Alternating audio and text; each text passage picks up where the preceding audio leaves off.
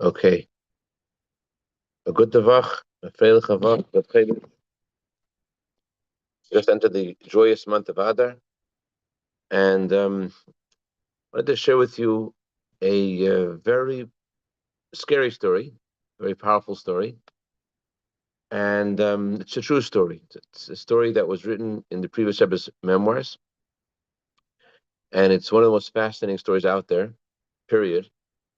And the reason I want to share the story tonight is also because the month of Adar is known for a month of transformation, where all the negative things are transformed to good. And as Rebbe emphasized, that it's not that the negative is just used for a good purpose, that in language of the Talmud, that God make everything that God does is for something good, but the negative itself becomes good. And even the evil inclination, even the Yetzer Hara, someone asked the Rebbe, what's that for? And the Rebbe explained that the whole purpose of the evil inclination is in order that we should be victorious over the evil inclination, in order that we should win, transform that itself to good.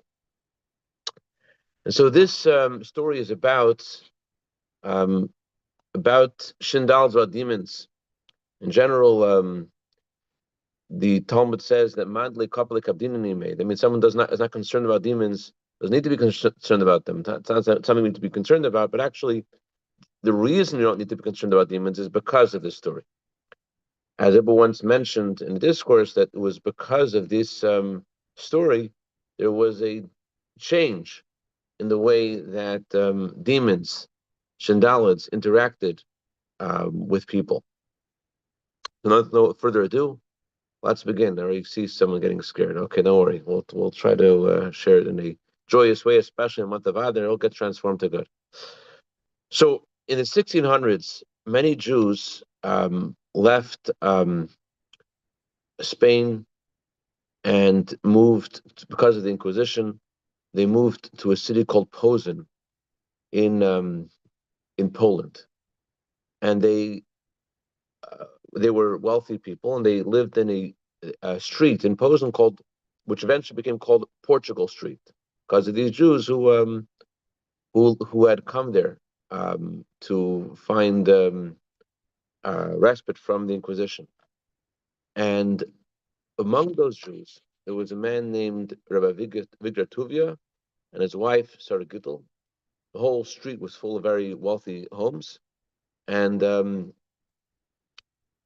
this home that they had, Rabbi Vigratuvia was a goldsmith, and in addition to being a goldsmith, he also um, made a lot of money from renting out these homes to the families. It was such a big home; he was able to rent out this home to seven other families.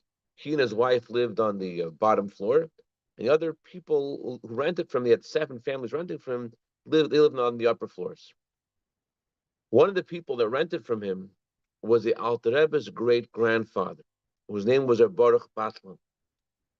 Reb Baruch Batlan was a chassid of a tzaddik that preceded the Baal Shem Tov.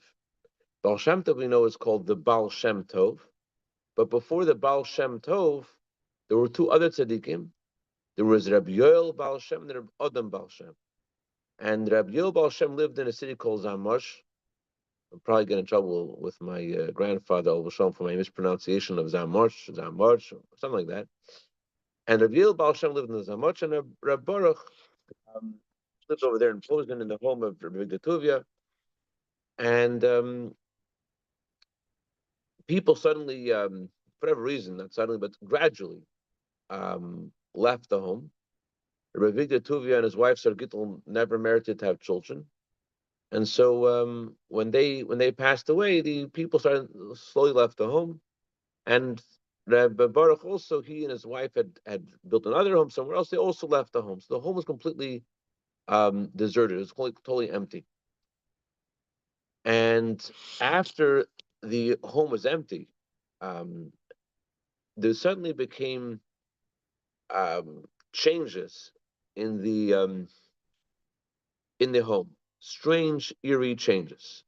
People would hear. I mean, when the home was occupied with seven families, you hear little children running around. But now the neighbors started noticing odd things happening. There were strange sounds, there was screaming, stomping, singing, clapping, and it sounded like a wild party.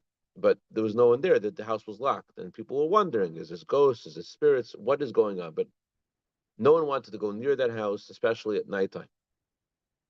So shortly after this uh, was going on, Reb Baruch visited his Reb Yael in Zamosh. And he decided to tell Reb Yael about this phenomenon. And Reb Baruch shared with Reb Yael a little bit about this couple. They were very generous people, but Rabbi Victor Tuvia was someone who also drank a lot, gambled a lot, and he made a lot of rich wives were his best customers. He wasn't the nicest person. He gave a lot of tzedakah. He wasn't the nicest person. And his wife also was generous too. She also helped brides. She also had guests, but she had a very short temper. She got angry very easily, and she would curse people. And one of the things that she would curse people with when she got really angry was she would something that kept people running away from her, something that people didn't hear every day. She would say, "May demons take you away." That was one of the things she would say. So, and Reb Baruch told Reb Yael how after they passed away, it was gradual. It wasn't like all of a sudden it was like these wild parties. It was gradual. There was certain first there was like whispers, and then it was louder and sounds, and when everyone moved out, it became now it's not just little sounds, little whispers. It's clapping, stomping, singing, shrieking, and the whole town is talking about it. So Rabbi closes his eyes, and he said that we have to do something so that this couple can have a proper tikkun. Something needs to be done to fix their souls. They didn't leave any children behind, so no one's doing mitzvot in their behalf. So in order to fix this, Rabbi said, we have to buy the home from the current owner. After Avigdor Tuvi passed away, the home began to belong to a distant relative of his, and he certainly doesn't want to use the home for anything because it's haunted. We want to turn this haunted home into a beis medrash, into a shul where people should learn and daven 3 times a day, where children can come and study in cheder. The first thing you need to do is you need to convince the new owner of the house to let the community have it, because nobody wants it anyways. And then you should have to have a grand opening for the beis medrash. A group of people should come on Sunday, said Rabbi Yael, and they should fast. They should immerse themselves in the mikveh, and they should say certain chapters of Tehillim. When they immerse in the mikveh, they have to have the right intentions. And after doing all this, they should go to another shul. They should take 3 Torahs, like we had today, 3 Torahs, so I just want to mention parenthetically that whenever we take out the Torahs, it says we should recite, Kum Hashem, all your enemies be scattered. And Kum Hashem, may Hashem rise, and may all our enemies be scattered. And the Rebbe explained that when there's an increase of holiness in the world, it also causes the enemies of the Jewish people to be chased away, to be scattered. So when there's 3 Torahs taken out, that brings in a huge additional boost to holiness, and it causes automatically that our enemies are banished and scattered away. So he said, take 3 Torahs, and they should recite certain chapters of Psalms, and told them which Psalms to recite. And then Rabbi Yael looks at Reb Baruch, and they said, then and only then should they announce very loudly, Ruches, spirits, leave this home before the Holy Sifrei Torah. Make space, leave the home for the Holy Sifrei Torah. Say it 3 times. Then they should go inside the home, put the Torahs inside the home, and they should daven together. And they should have a Sudas Mitzvah. They should have a joyous meal together. And so Reb Baruch gets this instruction from Reb Yael, and he goes back home to Posen. When he came back to Posen, there was some news. The news was that things got a little worse. And not only did it get worse, but word reached the governor of Posen what was going on. So the governor went to the local bishop, who got together the priests, and he told the priests they got to get rid of these screaming and stomping and banging. No one's going near the house. You got to do something. So the priests come, the bishop comes, and they do whatever, sprinkle water and all kinds of crazy stuff. And the bishop went right over to the window. Remember, Baruch, Rabbi Tuvia lived on the bottom floor. Went right over to the window where Rabbi Tuvia lived, and he sprinkled uh,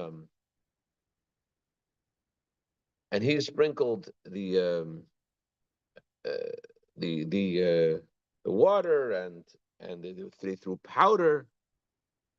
And the governor was like, he himself was watching, seeing what's going to happen here. And what happens is that they instead of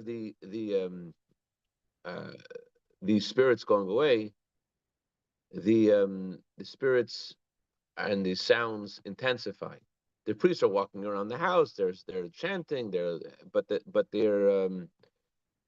when the bishop went right next to the window and sprinkled the water and this powder, suddenly the window opens, and the bishop saw one of the demons and the monstrous faces with long red tongues, monstrous faces with long red tongues, and loud laughing and jeering, and eyes glowing like fire.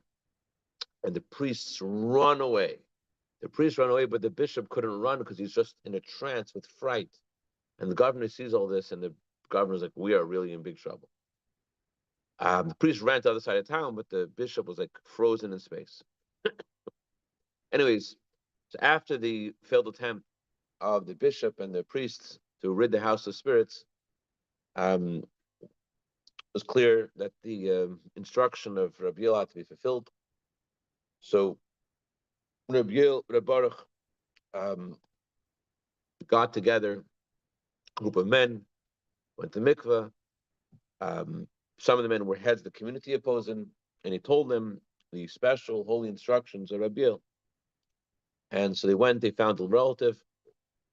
Relative was all the more than willing to part from the home. And then they went to the home. They said the Tehillim. They went to the mikvah. They write the special intentions. They took three Torahs. They wrapped them in talesim, and people heard what was going on. So people heard that Rabbi Yel had sent these instructions, and this is happening. And you can imagine there's a haunted house in town. Like everyone's like thinking about this house. So the house became full of men, women, and children, both Jews and non-Jews. And they all were curious what's going to happen here. So the minyan, together with the three Torahs, together with this whole parade of people watching, or standing in front of Rabbi Tuvia's apartment in this big house, and they screamed out, "Ruches, leave this place at once, make a way for the holy Sifrei Torah." They said it 3 times, each time louder and louder, and everyone was looking what's going to happen. And suddenly, these noises of the spirits of the demons got louder. Strange sounds, screaming, barking, clucking of chickens, meows of cats. The spirits didn't seem to be going anywhere. But the minyan, the 10 men, remained calm, and they felt the strength and the blessing of their Rabbi Yel.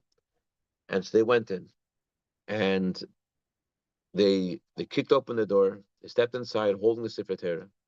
And as soon as they walked in, every window of this house exploded with a deafening crash.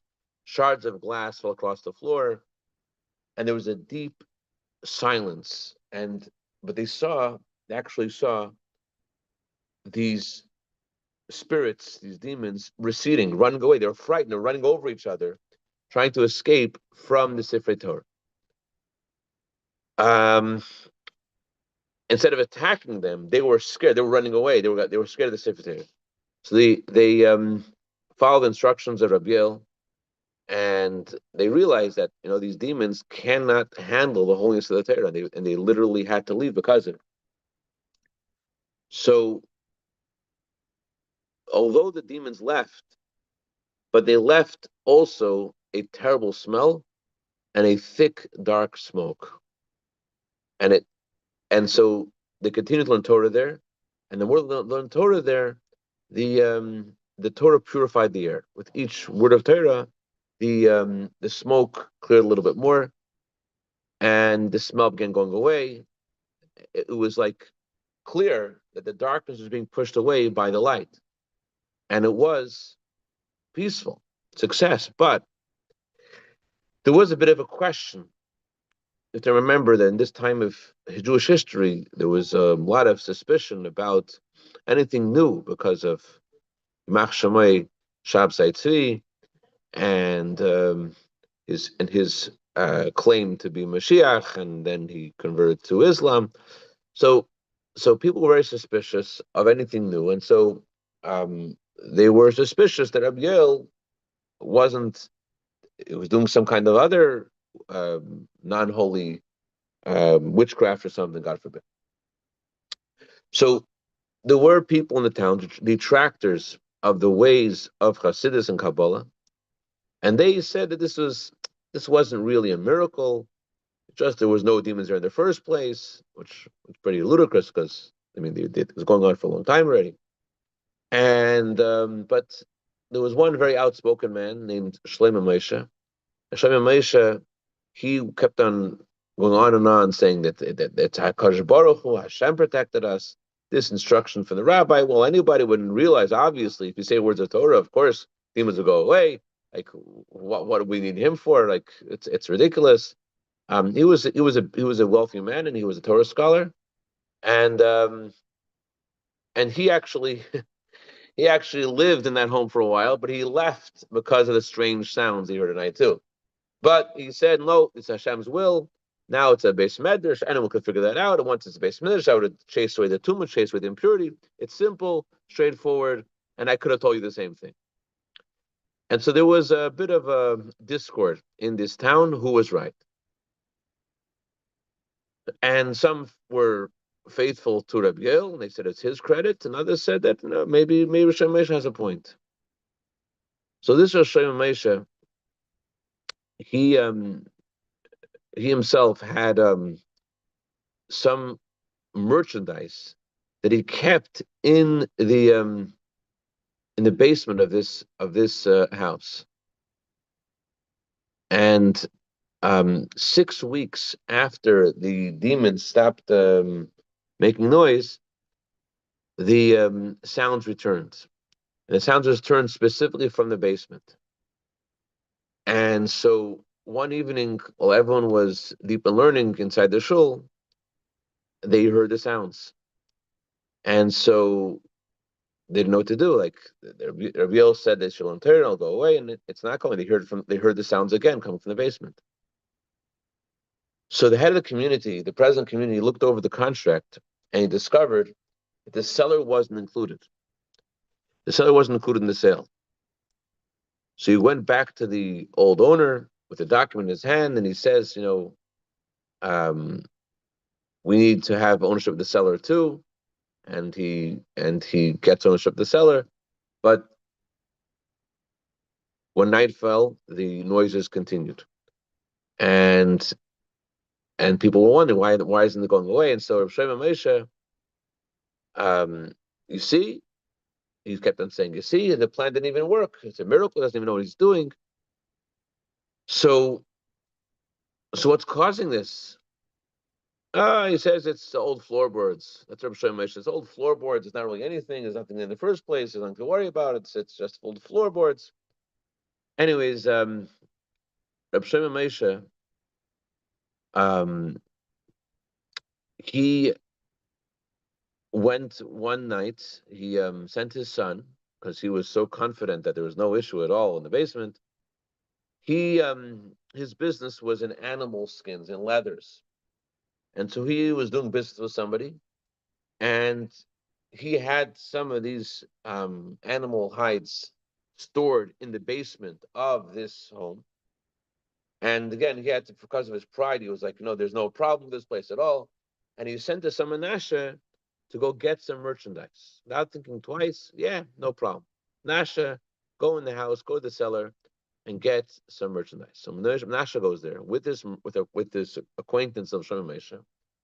And as soon as they reach the um, the cellar door, and Menashe opens the door, and they step inside, and they Menashe sees this strange sight. It was something small. The previous Rebbe, it's all in detail. I just want to point out, it's not exactly the writings of the previous Rebbe. The previous Rebbe wrote all this down, but the previous Rebbe gave this to a certain chassid whose name was Mr. Meckler, that he should put these memoirs into print in Yiddish. You take the Hebrew, you should rewrite it in a story form in Yiddish. So, but this is, so it's hard to know what is his poetic license and what is the original documents of the previous Rebbe. But this is the way that he said that they saw this thing in there. It had wings, it had a tail, it stretched, its body was shifting in ways that didn't look normal. A deep sound came from its throat. It wasn't a growl, it wasn't a scream, something in between. It opened its mouth, it had a long red tongue, sharp teeth, terrible noise, a roar mixed with a laugh, and then it jumped. So Menashe and this merchant screamed at the top of their lungs. They scrambled up the steps and they tried to escape. They jumped over each other, and they burst out of the cellar onto the courtyard, and they both fainted on the ground. It took a long time and a bucket of water to revive them. Hear what happened. When they finally came back to themselves, they weren't the same. The merchant stared ahead. His mouth was moving, but no words came out. He lost his ability to speak. His voice was gone because of what he had just witnessed. Menashe, the son of Shemesha, was even worse. He flicked his eyes around like an animal in a cage, and he was skittish and jumpy, and he was acting weird. Days passed, and he started acting violent. He came hitting everybody, came near him. The only thing you could do for this guy is to just simply like tie his hands together so that you could prevent him from hurting other people. So so the people in the town realized that they have to invite Rabbi Yoel Baal Shem himself to come to the town. Something's going on, and it's not something they could fix themselves. They got to bring Rabbi Yoel Baal Shem himself to visit the town, to visit Posen. It was something that I'm sure Hashem Moshe wasn't against anymore, seeing that what had happened to his son. So the head of the community invites Rabbi Yoel. Rabbi Yoel comes there on a Wednesday, and word spreads quickly. Everyone's excited. Rabbi Yoel comes calm and confident, and he said, "I'm going to be staying at the house of Rabbi Tuv, staying in their house." People couldn't believe it. He's going to stay in that house, and he, Rabbi Yoel, after settling in the house, he sent a message to the local Beis Din, the local court, asking them to make an urgent meeting. And when the Beis Din arrived, the Jewish court arrived, Rabbi Yoel said, "I want you guys to fast in preparation for a din Torah, for preparation for a court case, which is going to take place the next day on Thursday." And one of the people was like, "A din Torah, a court case with who?" So Rabbi Yoel explained, "We're going to make a din Torah with these ruches reis, with these bad spirits who are living in the Beis Medrash. We're going to take them to court and settle who owns the house."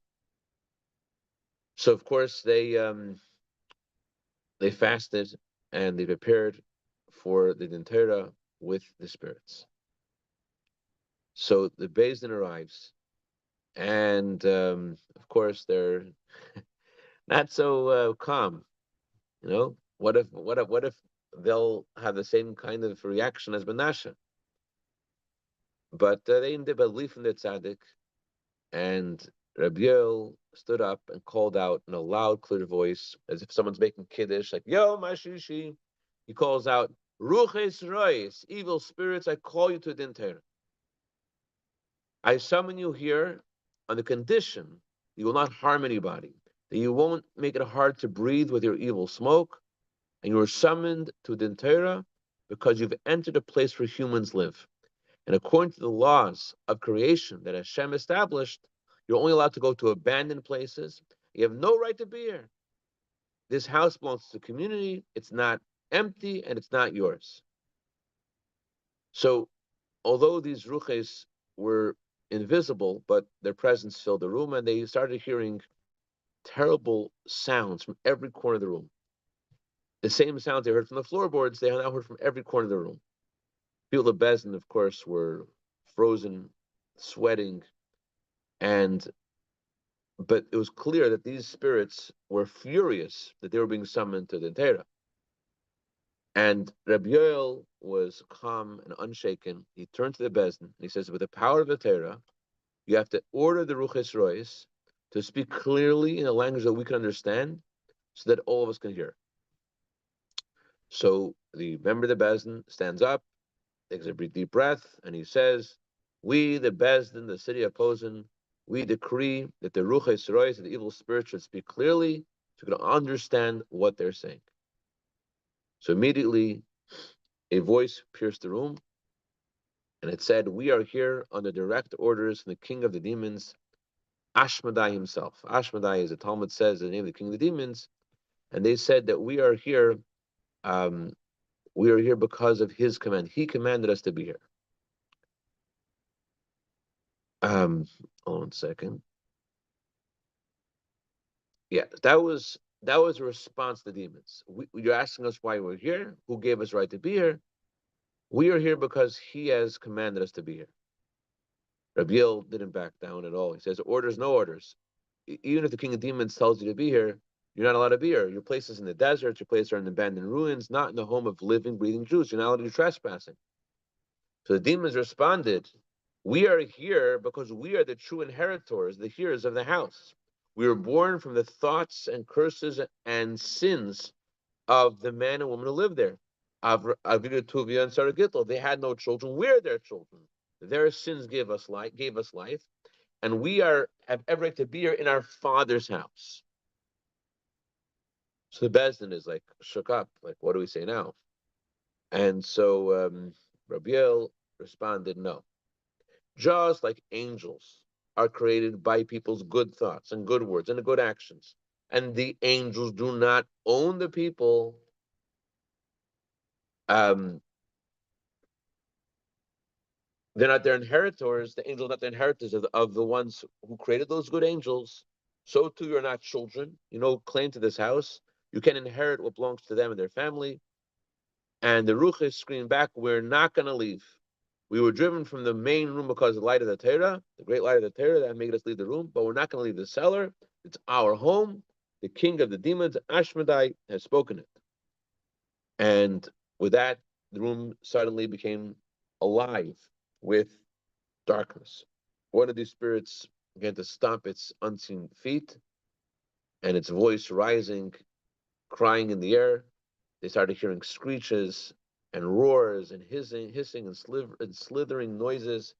Frogs of all sizes suddenly sprang out of the shadows, landing on tables, moving across the floor.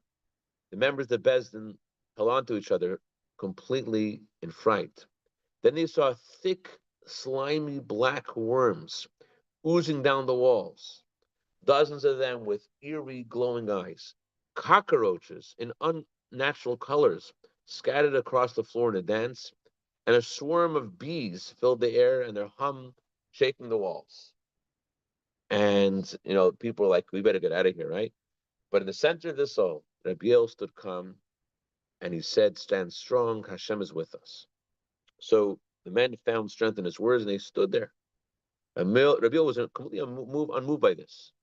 And he looked with his eyes as steady, and he raised his voice and he said a verse in Psalms. Yipol mitzitcha elf vavim alecha yigash. 1,000 will fall on your side, 10,000 on your right side, but nothing will come near you. With this verse, he said to the demons, I tell you, creatures of evil, you have no permission to be here. So the spirits let out a chilling hiss. And they were like shrinking away from his because of his words. Rabiel's voice thundered, echoing throughout the room with an authority that sent chills in every corner of the home. I command you, said Rabiel, to stay away from human beings. Do not harm anyone. And he said, listen to the psak din, the best and tzedek. Listen to the ruling of the Jewish court. Stay away from this place and do not leave behind your heavy smoke. Be gone. So the air seemed to lift, and the silence that followed was like a breath of relief. And the screeches, the growls, the buzzing, the bees, it all vanished as if it got swallowed up. And the frogs and the worms, the cockroaches disappeared, and the room was still and empty. And Rabbi Yoel said, someone asked Rabbi Yoel, are they gone? Rabbi Yoel said, they're gone, but we have to seal this place with a psak din of the Holy Torah. We have to, with a ruling of the Holy Torah.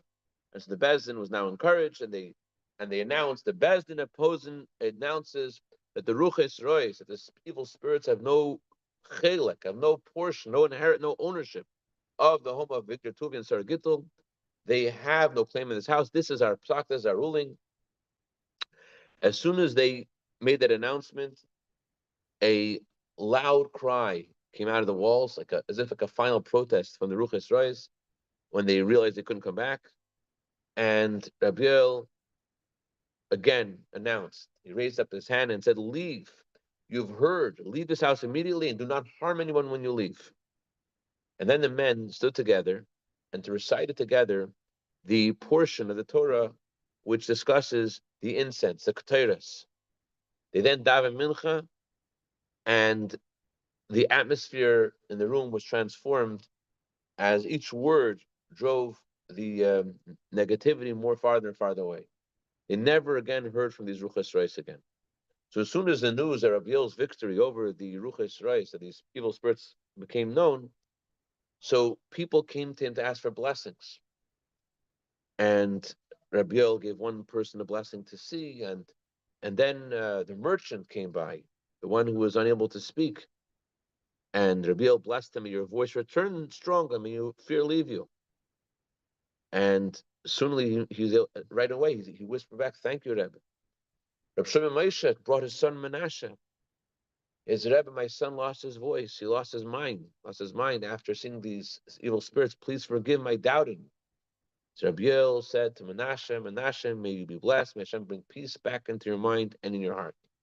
And one by one, the people in the town received brachas from Rabbi Yoel, and they were all touched by his presence. So the bottom line is, we see the power of three Torahs that we took out today in bringing the Hashem's light to the world. And we see also in the story how this event caused a very positive thing, a great connection of all the people in town with Rabbi Yoel. And I just want to point out again that it's not just an event that happened in the town of Posen.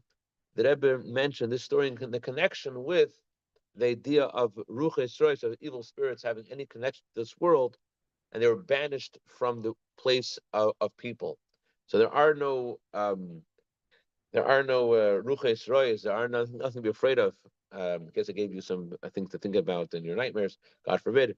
So you don't have to think about anything. So this is the psak din of the Holy Torah. They're not allowed to be around. And Messiah B'Tayv, this is the theme of the month of Adar, with the transformation of all things negative to the positive. And we should see the ultimate transformation of darkness to light. As it says, Mashiach will come, the light l'kayim yoyer, the night will shine like the day. Let's throw into the share.